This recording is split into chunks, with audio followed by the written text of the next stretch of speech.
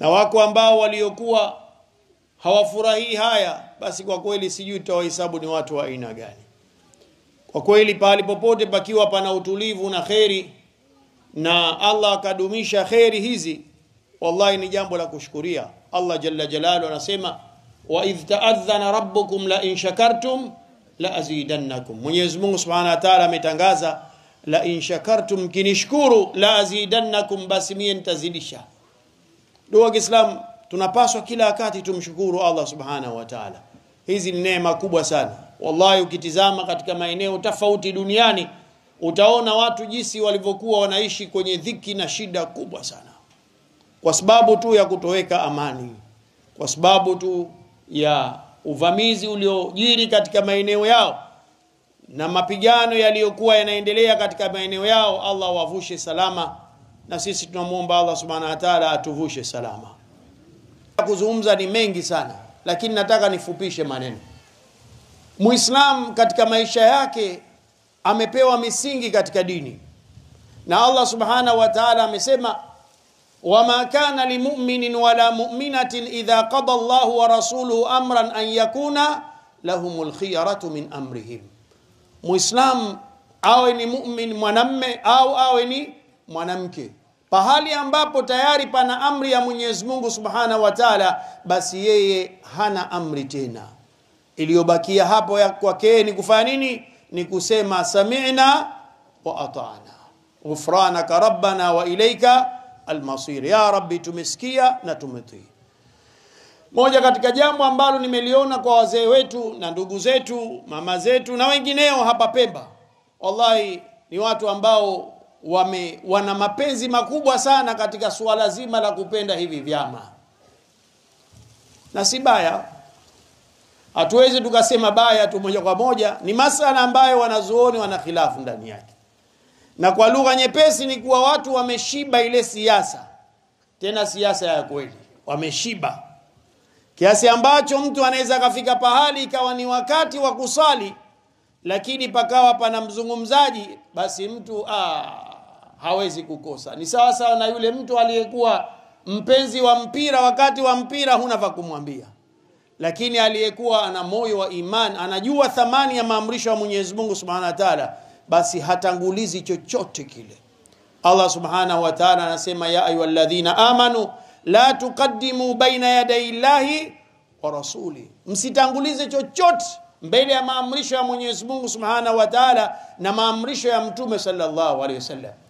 Kwa hiyo jambo la msingi la kufahamu kuwa katika dini, Muislam katika maisha yake anayoishi hatakiwi atangulize chochote pasi na kutizama dini inasemaje. Sio, mmenifahamu? Hili ni jambo la msingi sana katika maisha yako mwanadamu. Hata ikiwa leo mnapanga harusi wewe na mumeo, mnapanga harusi ya mtoto wenu, basi mnatakiwa kwanza mtizame dini inasemaje, harusi muifanye vipi.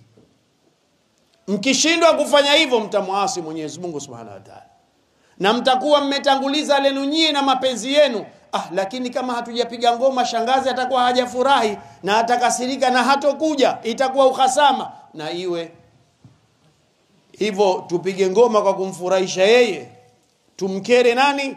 Allah jalla jalalu, na tuharibu dunia yetu na tuharibu akhira yetu kwa kufurahisha watu. La ta'ata li makhluqin fi ma'siyatil khaliq. Ni msingi wa dini. Anasema Mtume sallallahu alaihi wasallam, haimpasi Muislam kumtii kiumbe katika vitu ambavyo atamuasi nani? Allah Subhanahu wa Ta'ala. Kwa hiyo hii ni misingi wa Islam tunapewa. Hata kama wewe unapenda chama fulani au unampenda mbunge fulani au unampenda mwakilishi fulani au unampenda yote unayompenda, basi hutakiwi utangulize kauli yake mbele ya kauli ya nani? Ya Mwenyezi Mungu Subhanahu wa Ta'ala. Hapa watu mfano, sisi tulivyokuweko gerezani, nyinyi mlitoka maeneo haya yote mkaja gerezani mkavamia mkatutoa. Lakini nyinyi ndio mliotutoa. Nyinyi ni wachangiaji wakubwa sana kwa shilingi moja yako, shilingi 2, shilingi 100, shilingi 1000, shilingi 10,000 zilizokusanywa wakapewa mawakili kwa ajili ya kusimamia kesi yetu. Na Mwenyezi Mungu Subhanahu wa Ta'ala akajalia ni khairi kubwa. Ingekuwa wananchi tunao kina Sheikh Mziwanda wako Dar es Salaam, walikuwa karibu na sisi kilomita chache tu, lakini kilichofanyika ni kufuata taratibu. Zilifuatwa taratibu na tukashinda kesi mahakamani, alhamdulillah. Kwa khairi na baraka ya dua zenu, kwa jitihada yenu mlioifanya ya kutoa pesa 2-3 zilizokuwa nyingi, Mwenyezi Mungu awabarikie. Waliokuwa kidogo, Mwenyezi Mungu awabarikie. Familia zikaenzika na kesi ikamaliza. Kwa upande wetu alhamdulillah tukavuka, na Mwenyezi Mungu awavue wengine waliokuwa wamebakia. Nini kilipatikana? Ni kuwa palifatwa taratibu. Kwa hiyo Waislamu, chonde tusivunje sie taratibu, tutakuwa sisi ndio wavurugaji. Tusivunje sie taratibu. Na nashukuru hata katika kipindi hiki cha mchakato chote tumekuta watu wamefuata taratibu, mpaka ACT na wengineo wamefuata taratibu. Walipoona kuwa mgombea wao alikataliwa au alizuiliwa asende kuchukua fomu, walifuata taratibu, hawajafuata. Walienda kuvamia, wakaambia watu nendeni kule mkamlazimisha wapo. Kilichofanyika, watu walikwenda wapi? Mahakamani. Sasa mtu anaweza kusema lakini si hatuna imani na mahakama. Shekhe, mahakama ndio mahakama, na mahakama ni sehemu ya kuondoa matatizo baina ya mtu na mvutano. Lakini inawezekana mtu huko mahakamani haki isipatikane. Hata wakati wa Mtume sallallahu alaihi wasallam yametokea hayo. Mtume sallallahu alaihi wasallam kwenye hadithi sahihi alipokea Imam Bukhari na Imam Muslim, innakum takhtasimuna ilayya, hakika nyinyi mnavutana katika magomvi yenu, mnakuja kwangu mimi ni kuhukumieni katika matatizo yenu. Wa rubba ahadukum au wala'alla ba'dakum alhana bihujjatihi min ba'd, lakini inawezekana ikawa mmoja wenu ni mweledi sana wa kujenga hoja. Ala, tambueni basi, wa inni la ahkumu bima asma', au kama qala alayhi salatu wassalam, au aqdi fima bainakum bima asma', na mimi ninahukumu kwa mujibu kile ninachokisikia. Faman qadaitu lahu bihaqqi akhihi falyalam, nitakayemhukumia nikampa haki ambayo si yake yeye, yuko mahakamani na hakimu ni nani?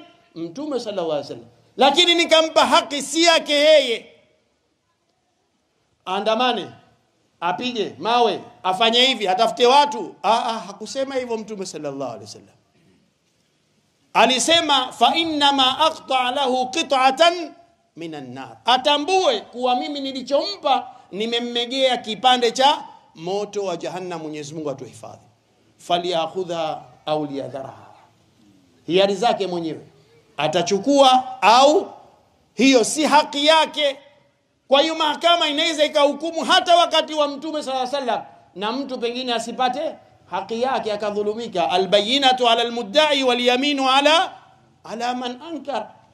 Pamewekwa taratibu. Hizi taratibu ndio za kuheshimu. Usikubali ukaburuzwa na kiongozi wa chama chochote akakuburuza, au wewe mwenyewe matamanio yako ukafanya vitu kinyume na taratibu. Tutakuwa sisi ndio tulovuruga amani.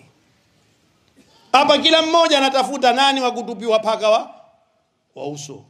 Kila mmoja anatafuta nani atanyoshewa vidole ambiwe wewe umeharibu.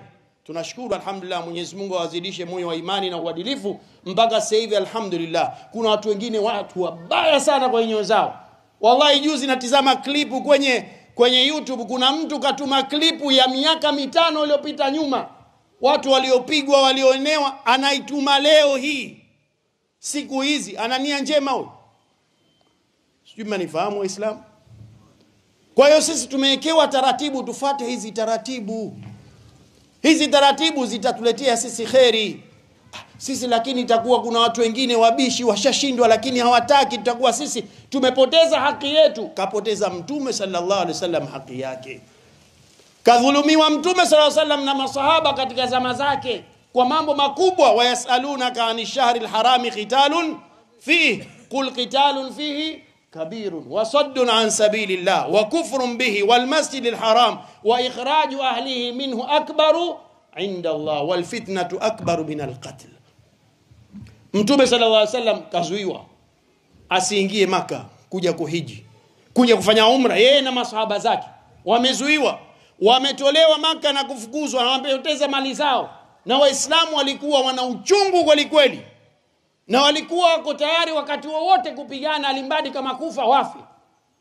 Lakini Qur'ani ikashuka aya 77, alam tara ila alladhina qila lahum kuffu aydiyakum. Kuna utaratibu, mambo yanakwenda kwa utaratibu, sio kwa jazba.